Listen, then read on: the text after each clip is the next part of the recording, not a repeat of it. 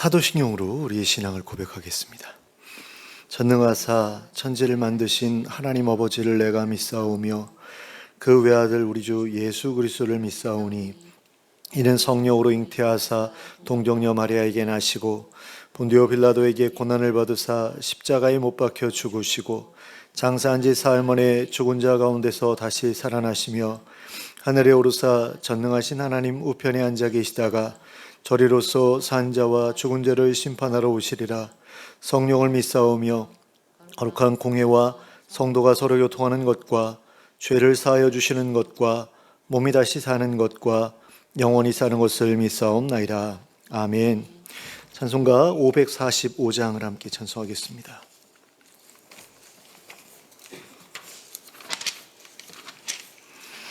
(545장입니다)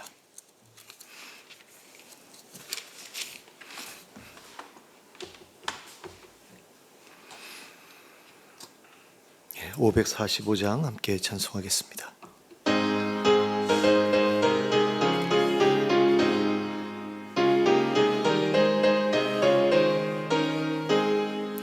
이 눈에 아무 증거 아니 배어도 믿음만을 가지고 손을 걸으며 이 귀에 아무 소리 아니 들려도 하나님의 약속 위에 서리라.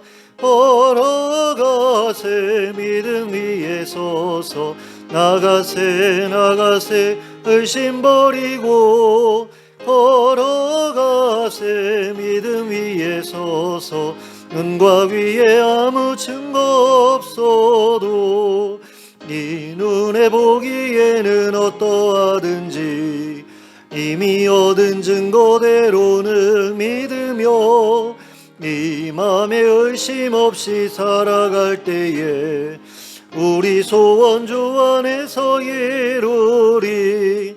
걸어가세 믿음 위에 서서 나가세 의심 버리고 걸어가세 믿음 위에 서서 눈과 귀에 아무 증거 없어도 주님의 거룩함을 두고 맹세한 주 하나님 아버지는 참 미쁘다. 그 귀한 모든 약속 믿는 자에게 능치 못할 무슨 일이 있을까.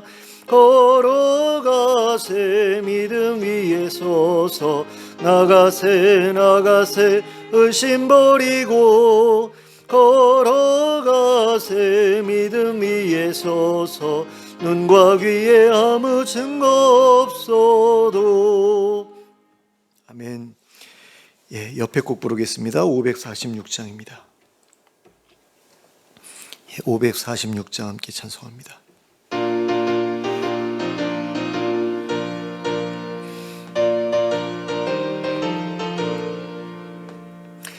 주님 약속하신 말씀 위에서 영원토록 주를 찬송하리라.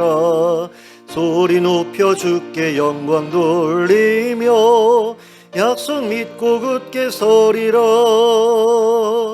굳게 서리 영원하신 말씀 위에 굳게 서리. 굳게 서리 그 말씀 위에 굳게 서리라. 주님 약속하신 말씀 위에서 세상 염려 내게 엄습할 때에 용감하게 힘써 싸워 이기며 약속 믿고 굳게 서리라. 굳게 서리 영원하신 말씀 위에 굳게 서리. 굳게 서리 그 말씀 위에 굳게 서리라. 주님 약속하신 말씀 위에서 영원하신 주의 사랑이 밉고 영으로 힘써 싸워 이기며 약속 믿고 굳게 서리라.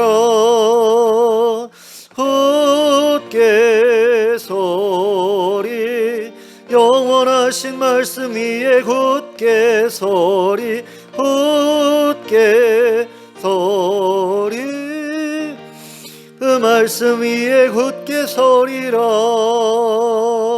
주님 약속하신 말씀 위에서 성령 인도하는 대로 행하며 주님 품에 항상 안식 얻으며 약속 믿고 굳게 서리라.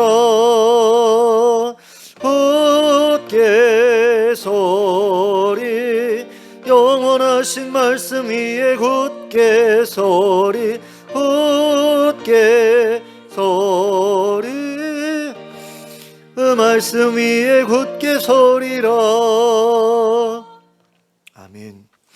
오늘 우리에게 주신 하나님의 말씀은 창세기 21장 1절부터 7절까지의 말씀입니다.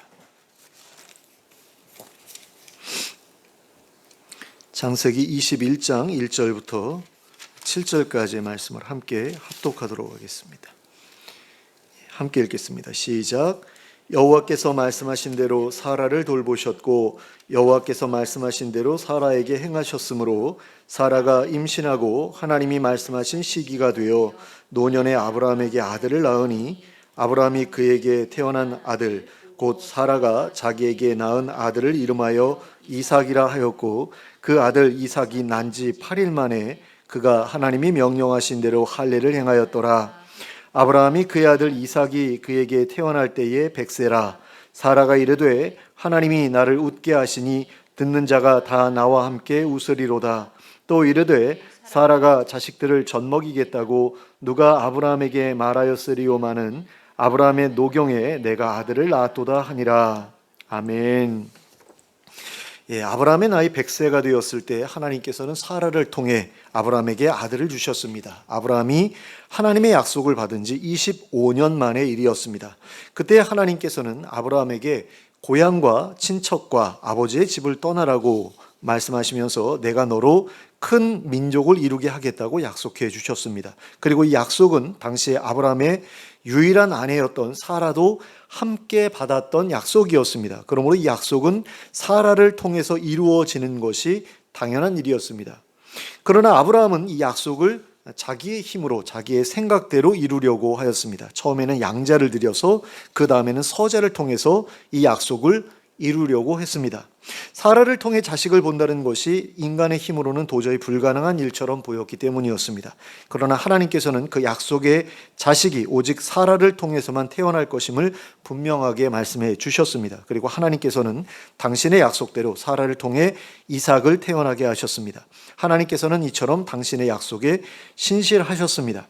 그러나 이 약속이 이루어지기까지 아브라함과 사라는 25년이라고 하는 너무나 오랜 시간을 기다려야 했습니다. 25년이라는 기간이면 이미 아들을 낳고 결혼도 시키고 또 그 아들을 통해서 손주도 보았을 만한 기간이었습니다. 그런데 그 기간 동안 사라에게는 임신의 조짐이 조금도 보이지 않았습니다. 오히려 시간이 가면 갈수록 노쇠해지는 가운데 자녀 생산의 가능성이 조금씩 사라져가고 있었습니다. 그러면 왜 하나님께서는 아브라함에게 곧바로 아들을 주시지 않으시고 이렇게 긴 기간 동안 기다리도록 하셨던 것일까요? 그것은 아브라함에게 하나님께 받은 이름에 걸맞게 열국의 아버지로 살아가야 할 책임이 있었기 때문입니다. 따라서 아브라함에게는 열국의 아버지로 다듬어지고 훈련되어져야 할 기간이 필요했습니다. 그런 이유로 하나님께서는 아브라함이 열국의 아버지라는 이름에 걸맞은 모습으로 변화되기까지 기다려 주셨고 또 아브라함의 모습이 하나님께서 기대하시던 모습에 가까워졌을 때에 그에게 아들을 주셨던 것입니다. 그런데 어떤 사람들은 하나님의 약속을 받고서도 그 약속이 이루어지기를 기다리지 못하고 중도에 하나님의 뜻을 떠나 다른 길로 가기도 합니다. 특별한 비전 또는 특별한 사명감을 가지고 관련 학과에 입학하거나 관련된 직장에 입사했다가도 중도에 모든 것을 내려놓고 그곳을 떠나버리는 사람들이 적지 않습니다.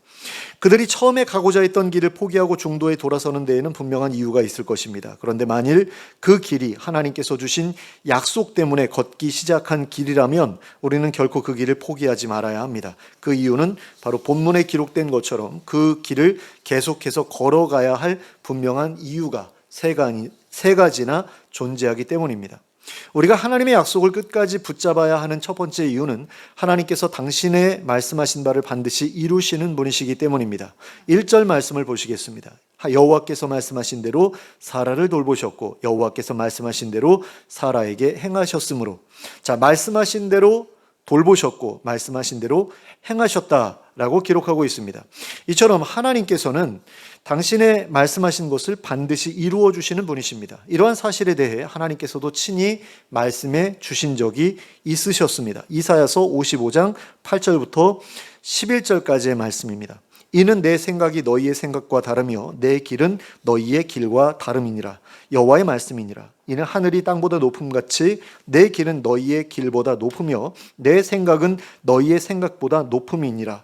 이는 비와 눈이 하늘로부터 내려서 그리로 되돌아가지 아니하고 땅을 적셔서 소출이 나게 하며 싹이 나게 하여 파종하는 자에게는 종자를 주며 먹는 자에게는 양식을 줌과 같이 내 입에서 나가는 말도 이와 같이 헛되이 내게로 되돌아오지 아니하고 나의 기뻐하는 뜻을 이루며 내가 보낸 일에 형통함이니라.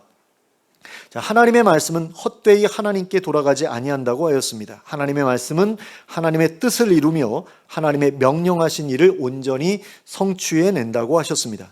그런데 하나님의 말씀이 주어진 후에 그 말씀대로 모든 일이 성취되기까지는 아주 오랜 기간이 걸릴 수도 있습니다. 야곱의 경우에는 하나님의 약속을 받은 후에 가나안으로 돌아오기까지 20년이 걸렸습니다. 요셉의 경우에는 하나님께서 꿈을 주신 후에 이집트의 총리가 되어 형들 앞에 서기까지 13년이 걸렸습니다. 다윗의 경우에는 이스라엘의 왕이 되리라는 약속을 받은 후에 왕위에 오르기까지 23년이 걸렸습니다. 이 세 경우를 보시면 하나님의 약속이 이루어지기까지 최소 15년에서 최대 23년 정도까지 걸렸던 것을 볼 수 있습니다. 하지만 분명한 것은 하나님께서 이들에게 주셨던 약속을 확실히 이루어 주셨다는 것입니다. 제가 여기서 20년, 13년, 23년 이렇게 말씀을 드렸는데 야곱의 경우는 확실해요. 20년이라는 게. 그런데 요셉의 경우는 13년일 수도 있고 15년일 수도 있습니다. 다윗도 마찬가지로 23년일 수 있고 25년일 수 있어요. 이건 대략적인 이야기니까 그렇게 많이 신경 쓰지 않으셨으면 좋겠습니다. 자, 어쨌든 이런 긴 기간이 걸려서 하나님의 약속이 분명하게 이루어졌다라는 거죠. 그러므로 우리는 하나님께서 주신 약속의 말씀을 반드시 신뢰해야 합니다. 그러니까 시간이 오래 걸린다라고 해가지고 하나님께서 약속을 안 지켜주시나 보다 이렇게 생각하지 말아야 된다라는 거죠. 그 약속이 반드시 이루어질 것이다. 언젠가는 이루어질 것이다 라고 믿어야 한다라는 겁니다. 그리고 흔들리지 말아야 하고 또 다른 길을 모색하지 말아야 한다라는 거죠. 그래서 내게 주어진 환경 안에서 최선을 다하다 보면 언젠가는 하나님께서 약속하신 대로 이루어진다라는 것을 믿고 그 일을 계속해서 해나가야 한다라는 겁니다. 우리가 하나님의 약속을 끝까지 붙잡아야 하는 두 번째 이유는 하나님께서 우리에게 약속을 주실 때에는 그 약속이 이루어지도록 미리 예정해 두신 시기가 있기 때문입니다. 2절 말씀을 보겠습니다. 사라가 임신하고 하나님이 말씀하신 시기가 되어 노년의 아브라함에게 아들을 낳으니. 자, 하나님의 말씀하신 시기가 되었을 때 아들을 낳았다고 말씀하고 있습니다. 이처럼 하나님의 약속에는 반드시 정해두신 시기가 있습니다. 그래서 하나님의 약속은 반드시 그 정해두신 시기에 이루어집니다. 우리는 그 시기가 언제인지 분명하게 알 수 없지만 하나님은 알고 계십니다. 그 시기를 정하신 것이 하나님이시기 때문입니다. 갈라디아서 4장 4절에서는 때가 참에 하나님이 그 아들을 보내사 여자에게서 나게 하시고 율법 아래 나게 하셨다라고 말씀하고 있습니다. 그러니까 하나님께서 계획하셨던 때가 되어 모든 조건과 환경이 구비되었을 때 당신의 아들을 보내주셨다라는 것입니다.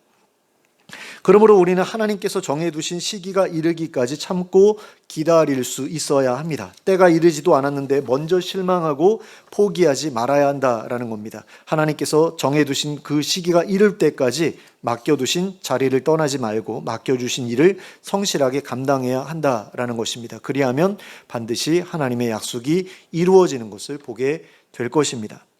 우리가 하나님의 약속을 끝까지 붙잡아야 하는 세 번째 이유는 하나님께서 당신이 말씀하신 바를 이루실 때 큰 기쁨과 웃음을 얻게 될 것이기 때문입니다. 3절 말씀입니다. 아브라함이 그에게서 그에게 태어난 아들 곧 사라가 자기에게 낳은 아들을 이름하여 이삭이라 하였고, 자, 그 이름을 이삭이라 하였다고 하였습니다. 그런데 이삭이라는 이름은 웃음이라는 뜻을 가지고 있죠. 또 6절 말씀입니다. 사라가 이르되 하나님이 나를 웃게 하시니 듣는 자가 다 나와 함께 웃으리로다. 자, 사라는 하나님께서 자신에게 아들을 주셨을 때 크게 기뻐하며 웃었습니다. 이 웃음은 아들을 주시겠다는 하나님의 약속을 받았을 때 말도 안 된다면서 웃었던 그 웃음과는 분명하게 다른 종류의 웃음이었습니다. 하나님의 약속이 성취됨으로 말미암아 기쁨 가운데 웃는 기쁨의 웃음이었다라는 것입니다. 그런데 우리는 때때로 세상에서의 큰 성공을 거둔 다음에 그에 만족해서 기뻐하기보다는 내가 그토록 찾아 헤맸던 것이 겨우 이 정도밖에 안 되는 것이었나 하는 마음과 더불어 커다란 허탈감을 경험하기도 합니다. 그러나 하나님의 약속이 이루어질 때에는 그에 어울리는 참된 기쁨을 얻게 됩니다. 그와 같은 기쁨은 그때까지의 모든 고통을 흔적도 없이 사라지게 할 만큼 커다란 기쁨입니다. 그러므로 우리는 하나님의 약속을 끝까지 포기하지 말아야 합니다. 그리하면 하나님의 약속이 이루어질 그때에 그와 같은 커다란 기쁨을 누릴 수 있게 될 것입니다. 그래서 하나님의 약속을 우리가 포기하지 말아야 하는 이유는 하나님께는 헌이 없기 때문이죠. 하나님의 말씀은 반드시 이루어지기 때문에, 그리고 정한 기한이 있기 때문에, 그리고 성취될 때에 커다란 기쁨이 주어지기 때문에 그 약속을 포기하는 것은 어리석은 일이고 그 약속을 계속해서 붙들고 살아가는 것이 우리에게 크게 유익이 된다라는 것입니다. 그런데 이와 같이 하나님의 약속이 이루어졌다고 해서 완전하게 이루어졌다 이렇게 생각하고서 내가 할 일은 끝났다라고 생각해서는 안 됩니다. 하나님의 약속이 이루어진 후에도 우리에게는 감당해야 할 일들이 여전히 남아 있습니다. 4절 말씀입니다. 그 아들 이삭이 난 지 8일 만에 그가 하나님이 명령하신 대로 할례를 행하였더라. 자, 이삭을 낳은 것으로 모든 일이 끝났다, 이거 아니었다라는 거죠. 이삭에게 할례를 해주어야 했다라는 겁니다. 그리하여 하나님과 이삭 사이에 언약이 맺어지도록 해야 했다라는 거죠. 창세기 17장 19절에 이런 말씀이 있습니다. 하나님이 이르시되 아니라 내 아내 사라가 내게 아들을 낳으리니 너는 그 이름을 이삭이라 하라. 내가 그와 내 언약을 세우리니 그의 후손에게 영원한 언약이 되리라. 또 창세기 17장 21절 말씀입니다. 내 언약은 내가 내년 이 시기에 사라가 내게 낳을 이삭과 세우리라. 자, 하나님께서 내년 이 시기에 이삭이 태어나면 이삭과 언약을 세우겠다라고 말씀하셨습니다. 그런데 한번 생각해 보셨으면 좋겠습니다. 어떻게 한 살도 되지 않은 갓 태어난 아기가 하나님과 언약을 맺을 수 있겠습니까? 자, 언약이라는 것은 계약이잖아요. 그죠? 근데 계약을 맺을 때 보통 동등한 그런 사람들 사이에서 계약이라는 것을 맺지 않습니까? 만약에 장성한 어른과 뭐 초등학생 같은 그 어린아이하고 계약을 맺었을 때 우리는 그걸 인정하지 않죠. 부모가 후견인이 되어서 그 계약에 그 보증이 되어져야 그래야지 계약을 맺을 수가 있잖아요. 어떤 미성년자가 뭐 아이돌 그룹에 자기가 들어가겠다, 그래서 어떤 기획사에 연습생으로 들어갈 때에 자기 혼자서 도장 찍으면 그걸로 끝나는 게 아니잖아요. 부모가 대신 계약을 맺어주는 것 아닙니까? 물론 아이의 이름으로 계약을 하지만, 근데 지금 완전히 태어난 지 얼마 안 되는 그 아이하고 하나님께서 언약을 맺겠다고 하셨어요.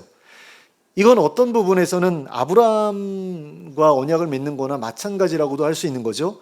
이삭은 뭐 계약서를 이해할 수도 없는 그런 나이고, 하나님께서 뭔가를 너 앞으로 이런 약속을 지켜야 되라고 말씀을 하셔도 알아들을 수 없는 나이잖아요. 그러니까 결국에는 아이하고 언약을 맺겠다라고 했지만 사실은 부모하고 언약을 맺는 것이고, 그런 점에서 저는 이제 유아 세례가 의미가 있는 것이구나라는 것을 여기서 이제 발견하게 되는데요.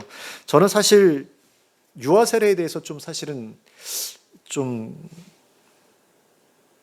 왔다 갔다 하는 그런 입장이었어요. 어떤 때는 유아 세례는 좀 아닌 것 같아.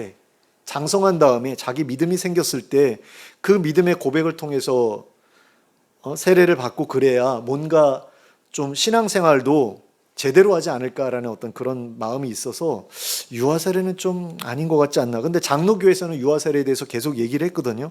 근데 그 유아 세례에 대해서 이야기를 하면서 이야기하는 내용들이 뭔가 이렇게 와닿지가 않는 거예요. 근데 이 말씀을 딱 보면서 유아 세례가 의미가 있겠구나라는 생각이 들었어요.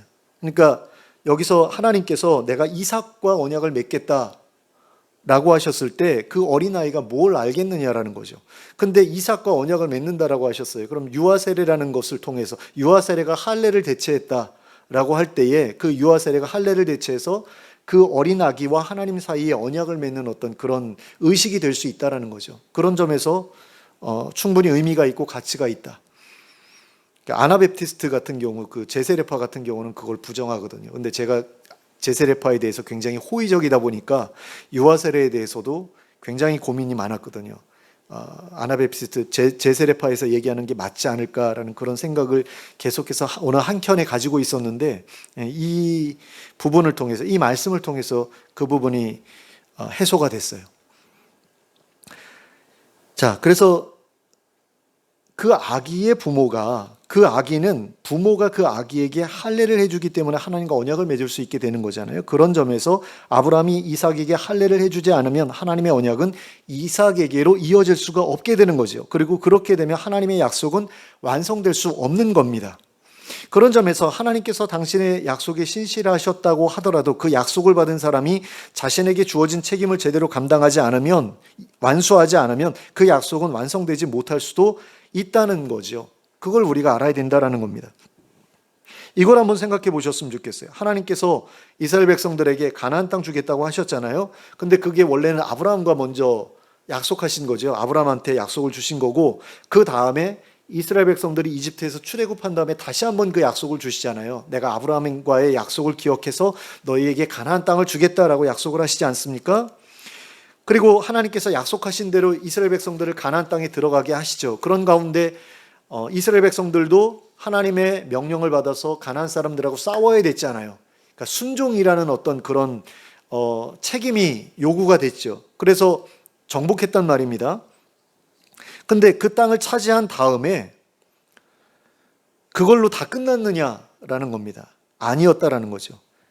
계속해서 그 땅에서 살아가면서 그 땅에서 살기에 합당한 그런 모습으로 살았어야 됐는데 그렇지 않았다라는 겁니다. 계속해서 하나님을 배반하고, 그 다음에 그 땅의 신들을 섬기지 말라고 했는데 그 땅, 그 민족의 신들을 계속해서 섬기죠. 그래서 하나님의 백성다운 그런 삶을 살아가지 못했고, 그래가지고 결국에 그 땅에서 토해내지잖아요. 하나님께서 그런 표현을 쓰시더라고요. 가나안 백성들이 너무나 음란하고 타락했기 때문에 그 땅이 그들을 토하여냈다 라고 그렇게 말씀을 하셨는데, 이스라엘 백성들도 토해냈거든요. 그래서 다른 민족들이 와서 그들을 자기네 땅으로 이렇게 끌고 가버리죠. 그래서 이 땅으로도 옮기고 저 땅으로도 옮기고 그래서 흩어버리잖아요. 그런 일이 왜 벌어졌느냐? 하나님께서 땅을 주셨는데 그 땅에서 살아가기에 합당한 모습이 전혀 없었기 때문에 하나님께서 그 주셨던, 약속대로 주셨던 그 복을 거두어 가신 거죠. 그래서 이처럼 하나님의 약속은 하나님의 도우심과 더불어서 우리 인간들의 순종을 통해서 이루어진다라는 사실을 우리는 기억할 필요가 있습니다. 그런데 하나님의 약속이 모두 이루어져서 모든 것이 끝난 것처럼 보일 때라도 사실은 우리가 계속해서 감당해야 할 일들이 여전히 남아있다라는 거죠. 그것은 우리가 하나님께서 이루어주신 약속을 누림에 있어서 마땅히 보여야 할 태도를 꾸준하게 견지해야 한다라는 겁니다. 1차적으로는 하나님께서 허락해 주신 것들에 대해서 감사하는 그런 모습을 우리가 보여야 하는 거죠. 그 다음으로는 하나님께서 허락해 주신 것들에 어울리는 삶의 모습을 가져야 한다라는 겁니다. 아브라함에게 이삭을 주셨을 때를 한번 예로 들어서 생각해 보면, 이삭을 주신 하나님께 감사하는 마음을 표현해 드려야 하잖아요. 하나님, 아들을 주셔서 감사합니다. 그리고 할례도 행하고, 그리고 그 감사의 제물도 드리고 제사도 드리고, 근데 그 다음에는 또 어떻게 해야 되냐면 하나님의 언약에 어울리는 백성으로 이삭을 양육해 나가야 되는 거죠. 이스라엘에게 가나안 땅을 주셨을 때를 예로 들자면 여러 종류의 제사를 통해서 하나님께 경배함으로써 가나안 땅을 주신 하나님께 감사하는 마음을 표현해 드리는 것이 첫째라고 할 수 있습니다. 자, 이스라엘 백성들이 가나안 땅에 들어간 다음에 하나님께서 요구하신 것이 뭐예요? 제사잖아요. 시내산에서 율법을 주실 때에 제사법에 대해서 아주 세밀하게 말씀해 주시죠. 레위기를 통해서. 근데 거기에 보면 뭐 속죄 제사도 있고 속건 제사도 있는데, 죄를 짓거나 해가지고 뭐 하나님의 마음을 상하게 해드리거나 아니면 다른 사람들에게 손해를 끼쳤을 때 그것에 대해서 배상하면서 제사 드리는 그 두 종류의 제사가 있는데, 이거 말고 다른 종류의 제사도 있거든요. 번제, 뭐 소제, 뭐 화목제, 이런 제사들도 있잖아요. 근데 그런 제사들은 대부분 감사의 제사고 하나님과의 그 화평한 관계에 대한 어떤 그 감사의 표현을 하는 그런 제사인데, 그 세 가지는 거의 다 그 감사하고 연결되어 있다라고 보시면 돼요. 그러니까 그 땅에 들어가서 하나님 이 땅 주셔서 감사합니다, 그리고 소출을 주셔서 감사합니다 그러면서 감사드리는 그 제사가 첫째로 그들에게 요구된 그런 그 책임이었다면, 그 다음으로는 가나안 땅의 예전 거주민처럼 살아가는 것이 아니라 하나님의 백성다운 거룩한 모습으로 살아가는 것이 하나님께서 둘째로 그들에게 요구하신 것이었다라는 거죠. 그러므로 하나님께서 약속하신 대로 모든 것이 이루어졌다고 해서 그때부터 자기 맘대로 살아도 된다, 자기 맘대로 하면서 살아도 된다라고 생각하지 말아야 한다라는 겁니다. 받은 은혜에 감사하면서 받은 은혜에 어울리는 모습으로 살아가기 위해 힘써야 한다라는 거죠. 그리할 때라야 하나님께서 약속대로 주신 것들을 잃어버리는 일 없이 계속해서 지속적으로 누릴 수 있게 된다라는 겁니다.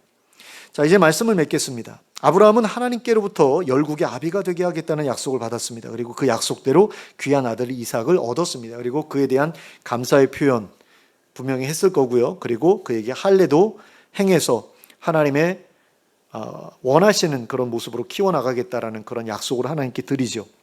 자, 그런데 우리 중에도 아브라함처럼 하나님께로부터 특별한 약속을 받은 분들이 있을지 모르겠습니다. 근데 아브라함이 받았던 것과 같은 특별한 약속이 아니더라도 우리 믿는 사람들 모두는 하나님께로부터 한 가지 특별한 약속을 받은 사람들입니다. 그 약속은 바로 하나님 나라에 대한 약속이죠. 우리 믿는 사람들은 모두가 하나님께로부터 하나님 나라에 대한 약속을 받았습니다. 회개하면 하나님 나라가 우리에게 주어질 것이다 라는 약속을 받았지요. 또 예수 그리스도를 믿으면 죄사함을 받고 거듭나게 되리라는 그런 약속을 받았습니다. 그러므로 우리는 이 약속이 이루어지기를 기다리면서 하나님 나라에 어울리는 백성으로 스스로를 준비해 나가야 합니다. 하나님 없이 살았던 과거에서 돌이켜야 하지요. 하나님 앞에서 정결하고 거룩하게 살아가야 합니다. 또 다른 사람들에게 피해를 주지 않는 삶에서 멈추지 말고 다른 사람들에게 도움을 주는 삶으로까지 나아가야 합니다. 구약의 그 율법은 다른 사람들에게 피해 주지 말라라는 거기에서 멈추거든요. 물론 11조를 내가지고 그 돈을 가지고 가난한 사람들을 도와라 라는 거기까지도 물론 요구를 하셔요. 근데 신약 시대로 넘어가면 피해를 주지 않는 것뿐만 아니라 어려움에 빠진 사람들을 적극적으로 구원해내라는 그런 요구를 하시죠. 정말 힘들고 어려운 사람들을 위해서 내게 필요한 거 말고는 다 가난한 사람들 위해서 써라라는 거기까지 예수님께서 요구를 하시거든요. 그러니까 되게 무거워요, 짐이.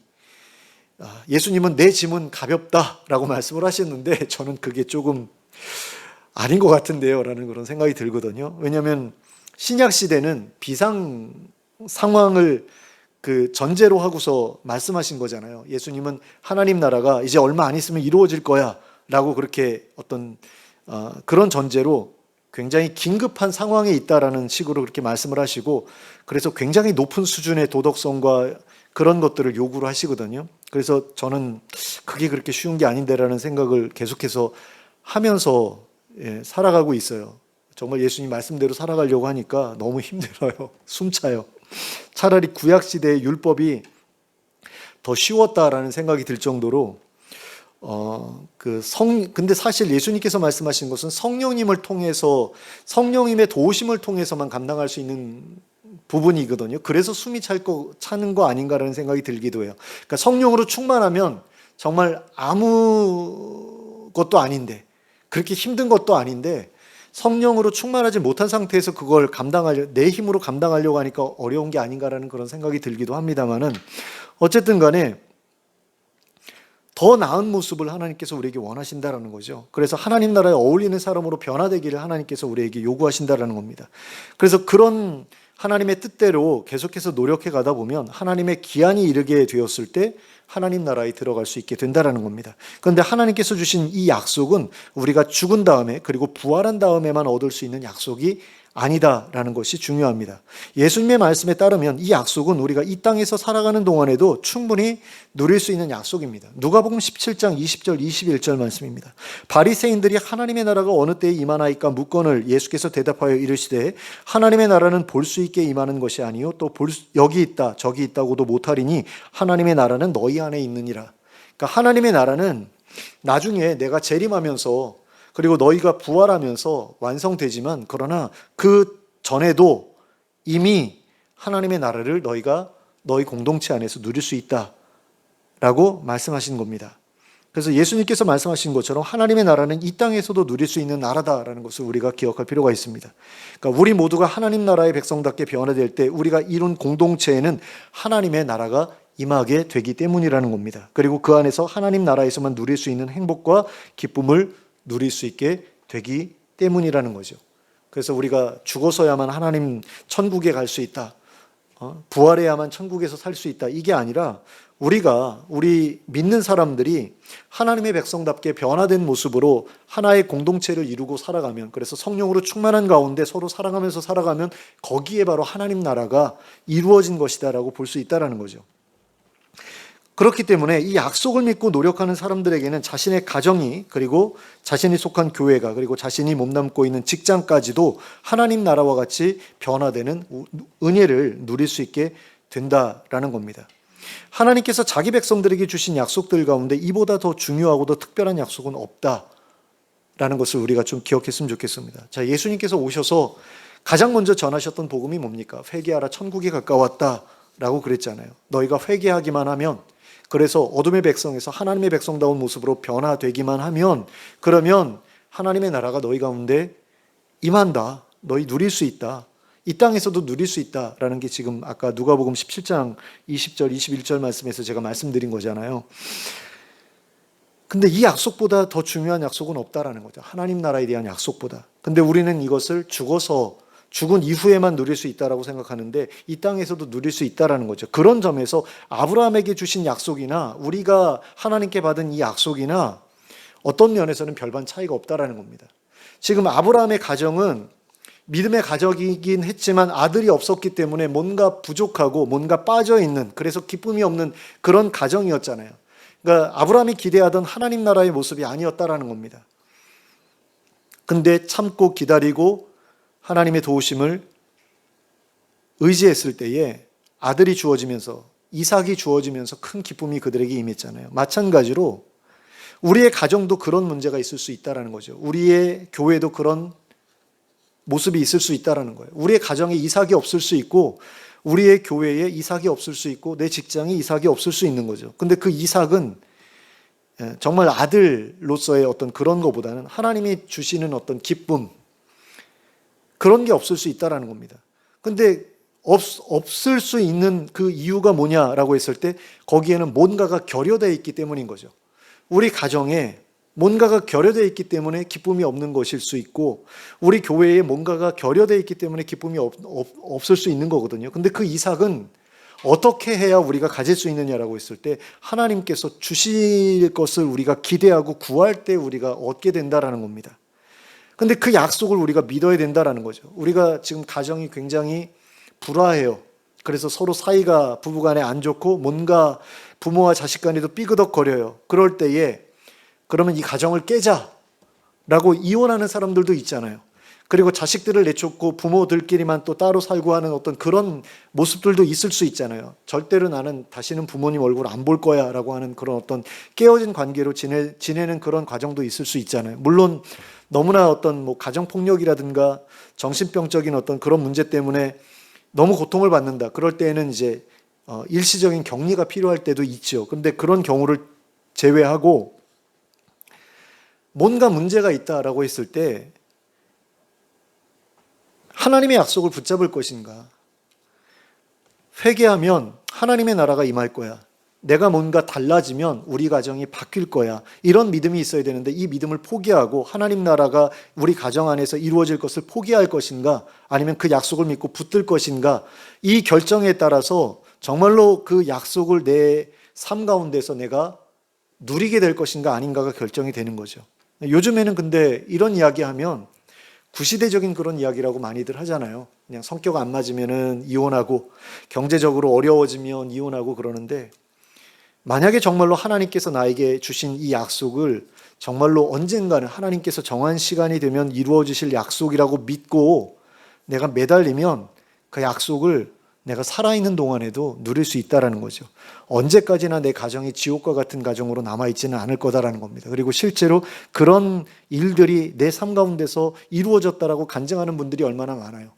우리 양순남 권사님도 그 얘기 오실 때마다 하시잖아요.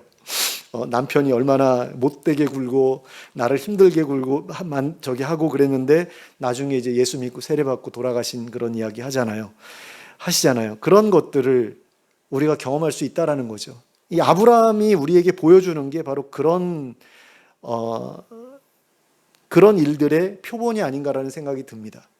그러니까 우리 교회도 성도들 간에 별로 사이가 안 좋고, 또 목사와 성도 간의 사이가 안 좋고, 뭐 이런 어떤 문제가 있을 수도 있고, 또 그리고 교회가 너무나 이렇게 힘을 잃어가지고 완전히 바닥까지 떨어진 어떤 그런 상황이 있을 수도 있고, 그럼에도 불구하고 내가 하나님께서 회개하면 하나님 나라를 우리에게 주시겠다라고 하셨을 때, 내가 정말 하나님의 백성답게 살아가려고 애쓸 때 우리 교회 공동체가 그렇게 달라질 것이다라고 믿고 붙들고 계속해서 싸우느냐, 아니면 뭐 어떤 분들은 목사들 같은 경우는 목회를 접는 경우도 있을 수 있고요, 성도들 같은 경우는 교회를 떠날 수도 있는데, 그렇게 됐을 때에 끝까지 남아서 하나님께 매달려서 의지하고 그럴 때에 하나님 나라가 그 교회 안에 임하는 것을 경험하게 되는 그런 결론에 이를 수도 있다라는 거죠. 결국은 내가 그 믿음을 포기하느냐 포기하지 않느냐에 달려있는 부분이고, 하나님을 얼마나 진실되게 의지하느냐에 달려있는 부분이 아니겠는가라는 생각이 듭니다. 근데 우리는 대부분 회개 안 하죠. 내가 아니라 제가 회개해야 돼라고 생각을 하잖아요. 그래서 그 목사가 바뀌어야 돼라고 생각하고, 저 집사가 바뀌어야 돼라고 생각하지, 내가 바뀌어야 된다라고는 생각을 안 하는데, 내가 하나님 나라를 누리려면 내가 붙들어야 되는 거거든요. 그 약속을 내가 달라져야만 하는 것이고, 그러니까 그런 부분들을 통해서 이런 약속들을 우리가 우리 안에서 우리의 것으로 쟁취할 필요가 있다는 거죠. 그러므로 이 약속을 굳게 확실하게 붙잡는 우리 모두가 될 수 있었으면 좋겠습니다. 그리고 자신의 삶 속에서 하나님 나라가 이루어지는 것을 볼 수 있도록 최선을 다할 수 있게 되길 원합니다. 그리고 그럼으로써 자신의 가정과 교회 안에서 하나님 나라가 이루어지는 것을 경험하고 그 안에서 큰 기쁨과 즐거움을 얻는 우리 모두가 될 수 있기를 예수 그리스도의 이름으로 축원합니다. 기도하겠습니다. 사랑의 하나님 아버지, 하나님께서 아브라함에게 이삭을 주겠다라고 약속하셨고, 그 약속을 아브라함이 놓지 않고 포기하지 않았을 때에 그 약속이 이루어지는 것을 그가 보았음을 하나님 우리가 본문을 통해서 확인할 수 있었습니다. 하나님, 우리에게도 하나님께서 이삭을 주시겠다라고 약속하셨습니다. 그 이삭은 하나님 나라라는 모습으로 우리에게 찾아올 것인데, 하나님 그 하나님 나라에 대한 소망을 우리가 포기하지 않을 수 있기를 원합니다. 우리가 죽어서 가는 천국, 그리고 부활해서 완성되는 하나님 나라, 거기에서만 그 모든 것들을 이삭과 같은 웃음을, 기쁨을 누릴 수 있다라고 생각하지 않게 하시고, 내가 살아있는 동안에도 우리의 가정 안에 이루어지는 하나님 나라, 또 교회 안에 이루어지는 하나님 나라 충분히 누릴 수 있다는 사실을 우리가 기억할 수 있길 원합니다. 이것이 우리에게 주어진 약속임을 우리가 기억하길 원합니다. 예수님께서 이 땅에 오셨을 때 처음에 전하셨던 복음이 회개하라, 천국이 가까이 왔다라고 말씀을 하셨는데, 회개하면 천국에 들어갈 수 있는 것처럼 우리가 정말 하나님 앞에서 회개의 삶을 살면 우리 가운데 하나님 나라가 이루어질 것을 믿습니다. 하나님 이 약속을 끝까지 붙들게 하시고, 그럼으로써 지옥과 같은 가정도 하나님 나라와 같이 천국과 같이 바꾸는 저희들 되게 하여 주시고, 또 지옥과 같은 교회도 천국과 같이 바꾸는 그런 저희들 되게 하여 주시옵소서. 그래서 그 안에서 하나님이 주시는 말로 형언할 수 없는 큰 기쁨을 누리며 살아가는 저희 모두가 될 수 있도록 인도하여 주시옵소서. 예수 그리스도의 이름으로 기도하였습니다. 아멘. 찬송가 312장을 함께 찬송하겠습니다.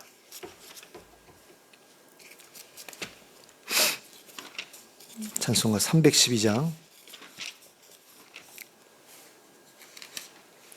함께 찬송하겠습니다.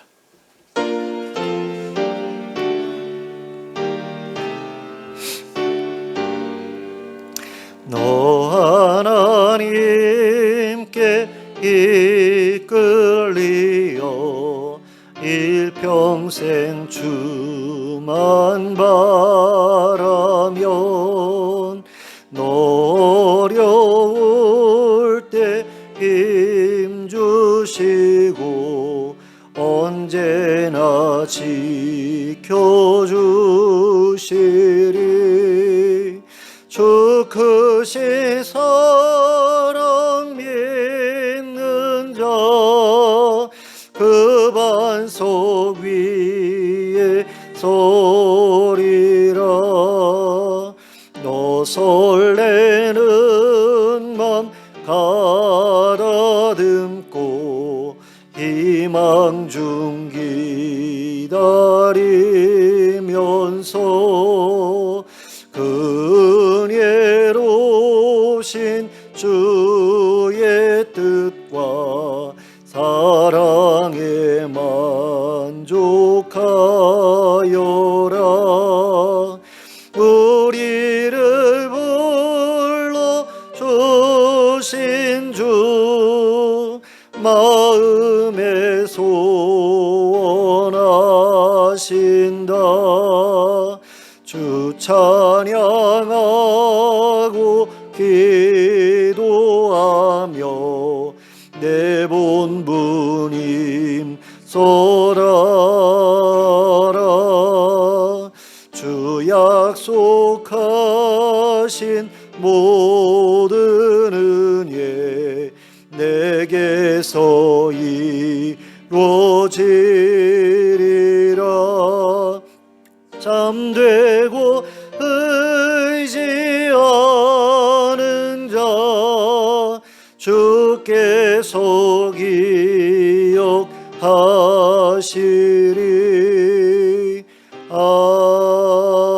아멘. 주님 가르쳐 주신 기도로 예배를 마치겠습니다. 하늘에 계신 우리 아버지여, 이름이 거룩히 여김을 받으시오며 나라가 임하시오며 뜻이 하늘에서 이루어진 것 같이 땅에서도 이루어지이다.